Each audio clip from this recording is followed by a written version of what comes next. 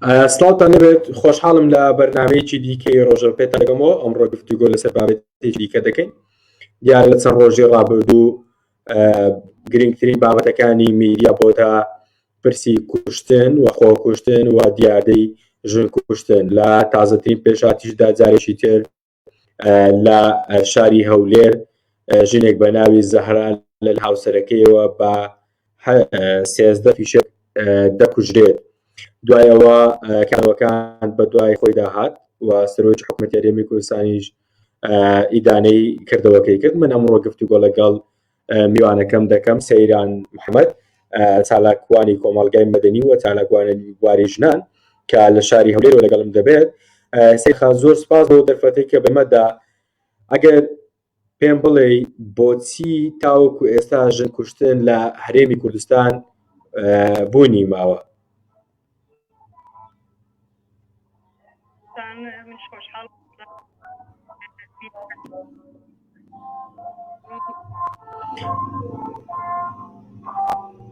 سەیرخان دەنگت بە باشی ناگات لە ئێمە، نازانم ئەگەر مایکەکەت چاک بکەی باش دەبێت. بەڵێ بەڕاستی کوشتن زۆربەی کەیسەکان زۆر بەداخەوە ئێمە بەتایبەتی ئێمە تالاکوانان ژنان ژنانی کورد بەگشتی نیگەران کردووە کە زۆربەی دۆستی بکوژان سیاسی زۆربەی ڕێکخراوەکانی ژنانش لە حساسیەتە ناتوانن بێنەمەکان و پێویست خاوەندانی کوژراوانە بکرێن. زۆر بەداخەوە ڕاستی کلتور بووە ڕۆژ نییە کە ئێمە هەڵی بەڵێ بەڵێ با سەیرخان بەدەوام بە. بەڵێ دوێنێ و پێ ژنێک لەبەر چاک دایکی و براکەوە هاوسەرێک کە لە هەمان کاتدا لێدی بووتەوە هیچ مافێکی بەسەر ئەوش بۆ نەماوە بە ناوی بەژێر چەند ناوێکەوە ئەچن هەڵبنە سەر ئەو ئەشکەنجەی چاوی براکەی مێردوناڵێکی 12 ساڵانە خوشکەکەی ئەدرێتە بەرفی شەک و 13 فیشەکی پێوانرێت و لێ دەست بەدێ گیان لەدا. سەیرخان بۆچی قسە بەردەوام قسە لەسەرەوە دەکرێت و ڕێکخراوەکانی تایبەت بە ژنان لە ماوەی چەند ساڵی ڕابردوو نەیانتوانیوە زۆرینەی دۆسیەکانی کە تایبەتە بە ژنان یەکلایی بکەنەوە؟ بنمونە نەیانتوانیوە ببنە داکۆچی کارێکی سەرسەختی ئافرەتان. بەڵێ پرسیارەکە زۆر جوانە، دەستی خۆش بێ. ئەماژەم پێکرد بەسیەکان بە چیەکرێن حیزبەکان بۆ شەندن و بەردەوامی ژن بە سیاسیەکەن دۆسیەکان. مەسەلە بۆ نمونە هەمومان بینیمان کە ماڵاتی ئەو ینی بە پەیامێکی ئاسەوخۆ زۆر زیندویاندا بە خەڵک بەڵام بالێرەشدا ئەمە سەڵەمان لەبیر نەچێت کە خەتای تەرەکی میدیا بۆ نمونە ئەچێ لەوێەوە سەرەتا کە ریپۆرتەکە پێویستە بە حساسیەتەوە ئەمانە ئەیانەوێ دۆسیەکان بە سیاسی بکرێن کە بە سیەکرێن کۆمەلگەی ژنانیان خراوەکانی ژنان بە جدی ناتوانن ڕاستەوخۆ مەسەلەت وەکو وایە کە لەم تێکەکەنە دەستی ژنانەوە بۆ وەی چۆن من یەکەم تاوانبار دەسەڵات بە تاوانبارەزانم چونکی ئەوان ئێمە کە لەم چاکەن بۆ ئێمە ڕێکخراوین بوونیێتەوە ئەمانەوەی خاوەنی لەو دۆسیە بکەین بەڵام ڕاستەخۆ یەکەم ئەوەیە ئەو دۆسیە بە سیاسیەکەن وەکو خەتەرەیە نزیکی نەبنەوە ژنانە ترسێنن سەر لە لێرەوە و کۆمەڵکوژیەکی ترە کە پەیامێکە دەن بەژنان نزیکی ئەو دۆسیانە نەکەون دۆسیانە سیاسینە. بۆچی سیاسینە؟ ئەمە مافی هەرکی هەر ژنێکە کە خۆی بە بزانێ لە کوشتنی هەر ژنێک لە کۆمەلگایەکە لە کۆمەلگای کوردەواری هاتۆ بە کللتور بە بەڕاستی ئێمە وەکو کورد سرە ڕای هەموو جینۆساید و قەتڵ و عامە بەبەر ڕۆژانە مەرگی ژنان مەرگی ئازیزانمانە بیستین بەناو ناتۆری زۆر زۆر جیاواز و بەناوی شەرەف و ئەگەر لە باسی شەرەف و ناموس و نازان چیەکەن ئەوە بەرن باکەکانی بە هەر یەکێ لە خۆیەوە وڵات پارێزێ سیر بکە. ئێمە لە کۆمەلگایەکە ژیانەکەین هەر چوار دەورەمان بن هەزارە هەڵان بە هەزار هەر چوارەوە ئێمە داگیر کراوین بە ئەوە ناموسە با سەرەتا لە خۆیان بپرسن ناموس چییە ناموس خاک و وڵاتە تۆ خاک کێشە کۆمەڵاتیەکان تۆ لە دەرەوەی لە ماڵ پیاوەکە لە ناو ئیشیان لە دەرماڵ مشک و ڕەبێت بۆچی ئەچی منداڵەکەی خۆیە خاڵیە کاتەوە کوشتن هیچ کاتێ چارەسەر نییە ئەوەتە دوای کردکە نە کۆمەلگەی ژنان تەواوی دنیا و ئادەکان نتوانن پێش بەو کوشتن و قەتڵ عامە بگرن هەتاکەی پێویستە لێرەدا من داوا لە سەرۆکە حکوومەتەکەم کە بێتە دەنگ و ئەم کەیسانە سیاسی نکردن ئەم کەیسانە کیسی هەر تاکێکی کووردا هەر کەسێک خۆی بە خاوەن وجدان و ئەخلاق بزانێ پێویستە ئەم ژن کوشتنە ڕابگرێت چارەسەری بۆ بدرۆزێتەوە هەموومان پێکەوە بە ئەرکی سەرشانی خۆمانی بزانین ئەم کەیسانە بە سیاسی نەکرێن تکایە بە هەر کەسێکە و لە لای خۆیەوە ئەگەر ناتوانێ کێ چارەسەری کێشەکان بدۆزێتەوە با کێشەکانیش ئالۆز نەکەن کەیسەکان بە سیاسی نەکرێن بۆی ئێمەش وەکو چاوەڕوانی ژنان زۆر باشە زۆر باشە بەڵێ سەزا بدرێن زۆر باشە ئێستا ئێمە گفتوگویەکمان لەگەڵ پووری زەهرا کردووە ئێستا گوێ لەوە ڕدەگەین بزانین کێشە و گرفتەکانی نێوان زەهرا و هاوسەرەکەی چەند چی بووە و چەند جار زەهرا هاتووەتەوە ماڵەوە و دوای قسەی زەهرا چی بووە با بەیەکەوە جێبیستی پووری زەهرا بین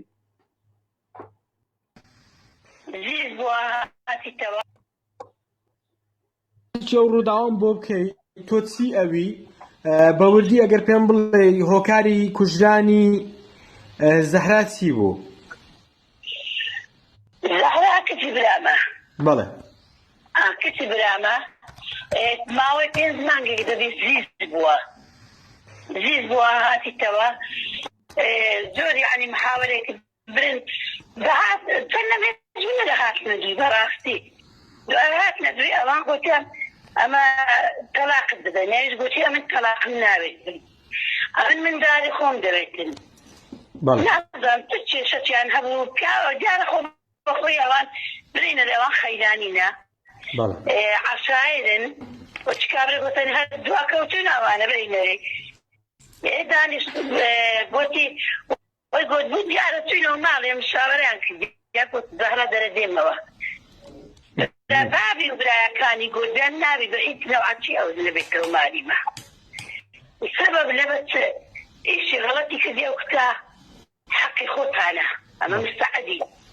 تێدەکەی ئینسان شەرەف و ناموستی ئەمە لەگەر داینە ئەگەر کتیمە غەڵەتێکی کرد بیتن لەگەر داینە بە هەموو نەوعەتی هاوکاری گۆ دەکەی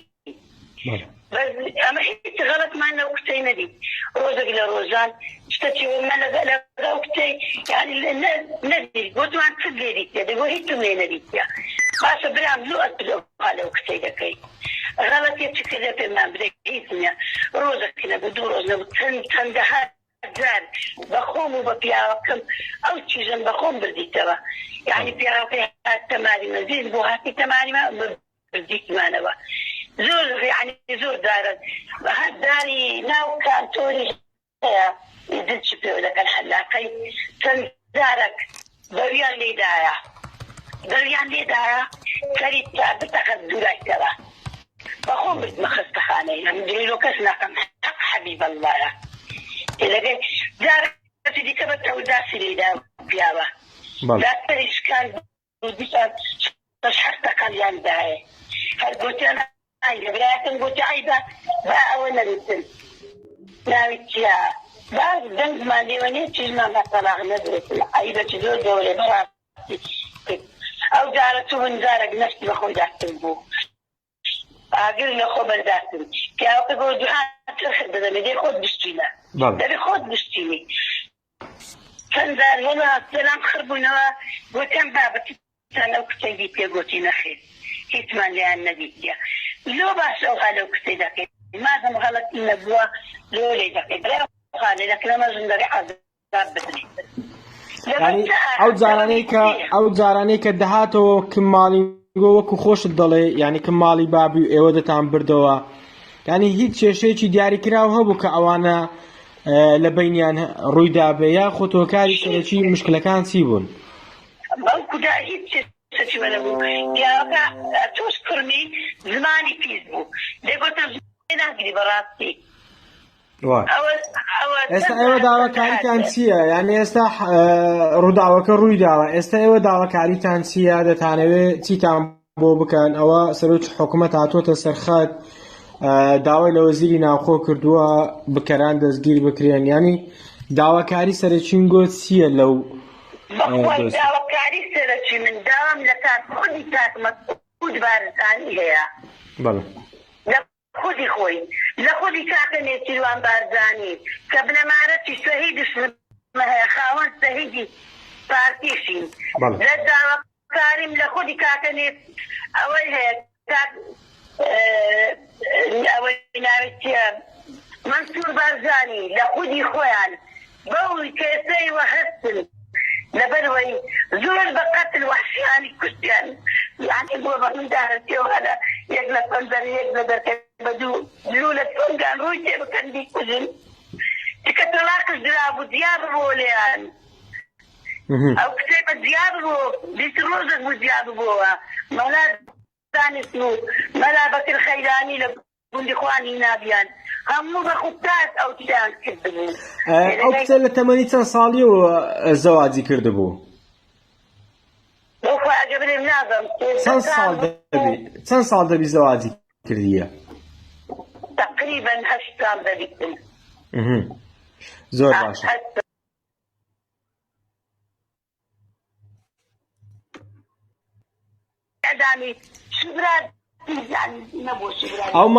ئەو ماڵە گووە بە ناوی پارتی قسەیان کردی هێشتی وا هەبوو؟ ئەو ماڵە دەرێمە پارتینە دەسڕۆشتینە نۆزدە برانە ئەنەوە براکانی پارتینەوە دەخڕن کابرا داوایان هەیە پشتیان هەیە بە کوردیەکەی برای من پیاوە ساختەکسێ فەقیرە لەخۆی ئەگە دوو دیناری بژێری زیانی خۆی پەیداکە نەگەنە هیچ شتێکی نییە لە یەک حیزب وڵایەت نییە برای من سەیران خان جەمال تەواوی وتەکانی پوری زەهراگرت وتەکانی پوری زەهرا چ ئاماژەیەکی بەجەنا من لێرەوە پرسە و سەرخۆشی خۆم ڕاگەێنم بە پوری بەزیان بەڕاستی تەمانەت خەمەڵک نییە خەمی هەموو ێکە ئێمە زۆر ناخۆشە لە کۆمەلگایەکە ئێمە بۆ خۆمان هەر چاوار دەورەمان بە دوژبن تەنیوە کەچی ڕۆژانە بەردەوام هەواڵی ژن ببیستین غەمگینم بۆ بەڕاستی بۆم کارەساتە وەحشیگەرە بەڵێ ئەمە زۆر وەکو پێم وتی منیش ئاماژەم بەوەدا وەکو هەمیشە هەموو دۆسیەکانی تر ئەیانەوێ ئەم دۆسیە بەلاڕێیا ببن ئەم دۆسیە بە سیاسی بکەن بەڵام وەکو سەرۆکی حکومەت کە خۆی هاتۆتە مەیدان و پاڵپشتی خۆی دەربڕیەوە منیش لێرەوە وەکو چالاکوانێک و داوا لە بەڕێزیانەکەم و ئێمە هەمومان بە ئەرکی خۆمان بزانین کە ئەم پرسانە بە سیاسی نەکرێن و هەموو بکەران هەموو ئەوە قەتڵ و ئامانەی کە دروستەکەن وەحشیگەرانەی کە دروستەکەن کە بیاندەن بە محکەمێکی عادلانە و یەکسان کە بکەران بە سزای خۆیان بگەێنرێن وەکو پوری ئاماژەی بۆ کرد کە چەندی جار ئەشکەنجیان کردووە لێیان داوە گەڕاوەتە بۆ ماڵی باوکی هەتا بردوویانەتە شێڵتەر لێرەدا پرسیارێک دروستە بێ کە لە لای ئێمە کە شێڵتەر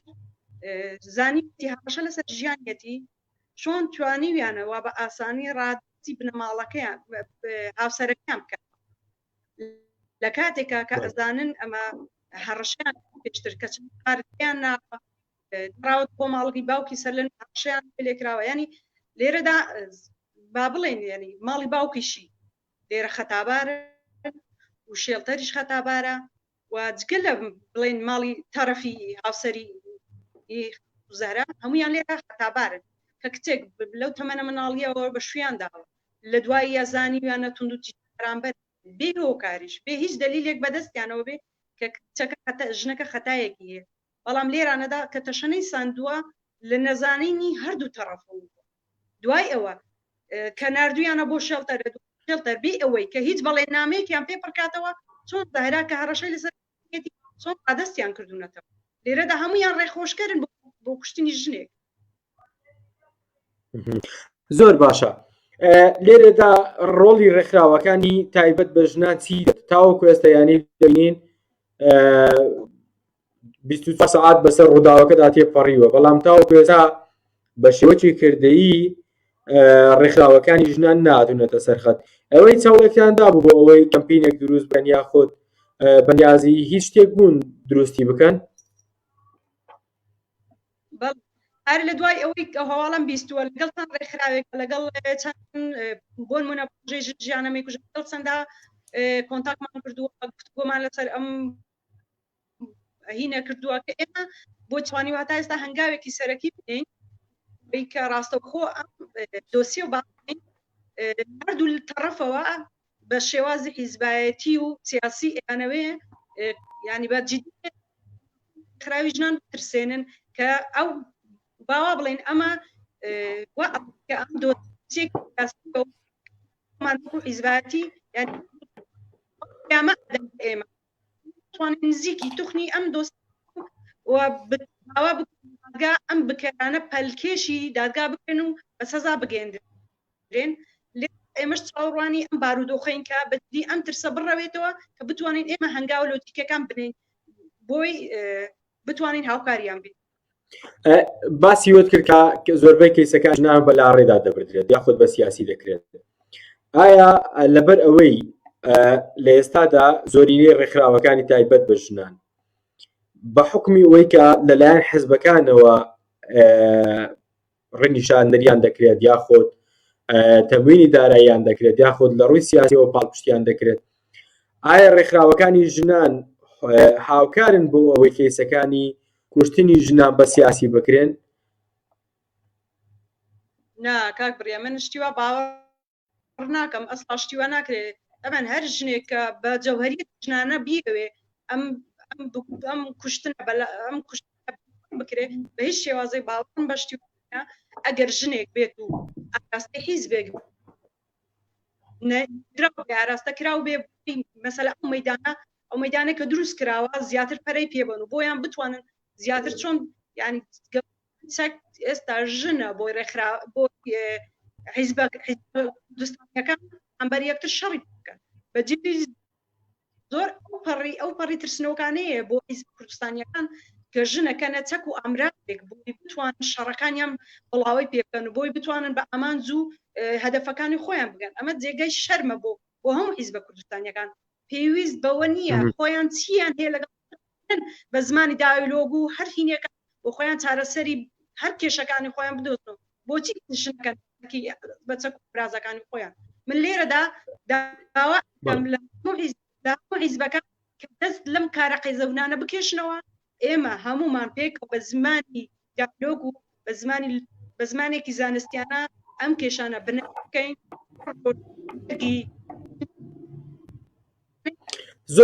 زۆر باشە سەیران خانم، زۆر باشە سەیران خان. باس لەوە دەکرێت کە زەهرا لە تەمەنی 30 ساڵیەوە بەشودراوە. ئایا لێرەدا ڕۆڵی ڕێکخراوەکان چییە؟ بە نمونە ئایا ڕێکخراوەکان نەیانتوانیوە کۆمەلگا بە شێوەیەک ینی هۆشیار بکەنەوە کە کچان نابێت لە خوار تەمەنی 18 ساڵی زەواج بکەن، ینی دوۆش کە لە تەمەنی کەمی زەهرادا بۆتە خاوەنی 3 منداڵ. ئایا لەوەی وەشیاریەوە ڕێکخراوەکانی ژنان توانیویانە ئەو ئامانجەی کە لە پێناویدا مەزراون یاخود لە پێناویدا کار دەکەن توانیویانە ئەو ئامادە بە ژنان بگەێنن؟ بەتاکید چەندین کەمپین ڕاگەیاندرا هەتا ئاراستەی پەرلەمانیش کرا بۆ ڕێگرتن لە کتانی مناڵکار بەشوو نەدرێن. ئەم پرۆژێک کە تەقدیم کرا وەکو خۆتان ئاگادارن کە گەنگەش و کەمپینانە دروست نێوانی کەمپینەکان ڕێکخراوی ژنان و لە زەمان هەتا چەندە گەشەیەکیش دروست بوو لەو وەتانە بە کۆی گشتی ڕێکخراوەکان دژی ئەماوەستەوە هاڵکار لە خوار هەتا 18 ساڵیەوە بەشوو نەدرێ. ئێمە هەمیشە کارمان لەسەر ئەوانە کردو پێویستە لێرەدا هەموو بنەماڵەیە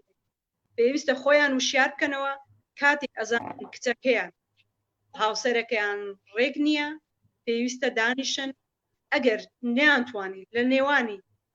هەردوو بنەماڵە کێشەکە چارەسەر پێویستە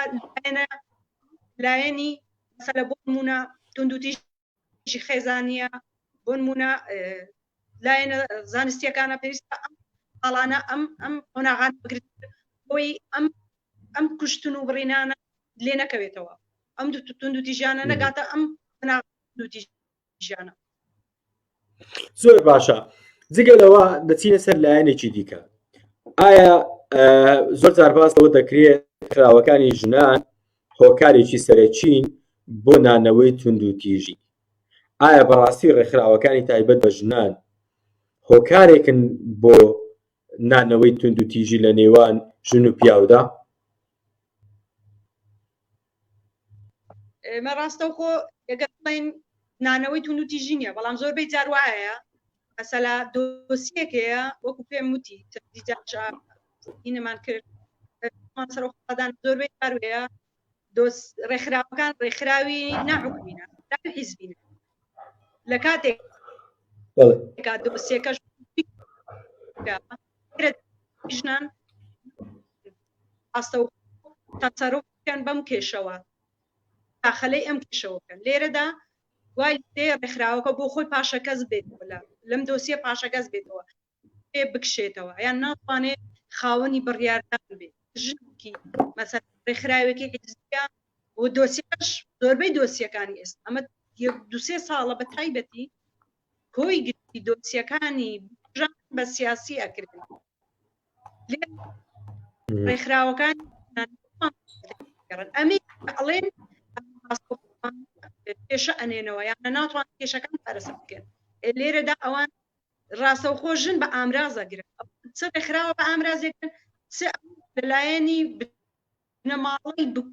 بنەماڵەی کوژراوەکانەوە ڕاستەوخۆ یان بۆ کرێ یانە حیزبێک چێتە پەنایانەوە پاڵپشتیانەکە لێرەدا هەم بنەماڵەی کوژەکەش بە ئامرازەگیرێ هەم ڕێکخراوەدا وەکو مەیدانێک ڕاست مەیدانێکی وەکو مەیدانێکی جەنگی زۆر سپاس بۆ زۆر سپاس بۆ سەیران محەممەد چالاکوانی بواری ژنان کە لە شاری هەولێرەوە لەگەڵمان بوون تاوەکو بەنامەیەکی دیکە بەتان دەگەمەوە هەر شاد. سپاس بۆ ئێوەش.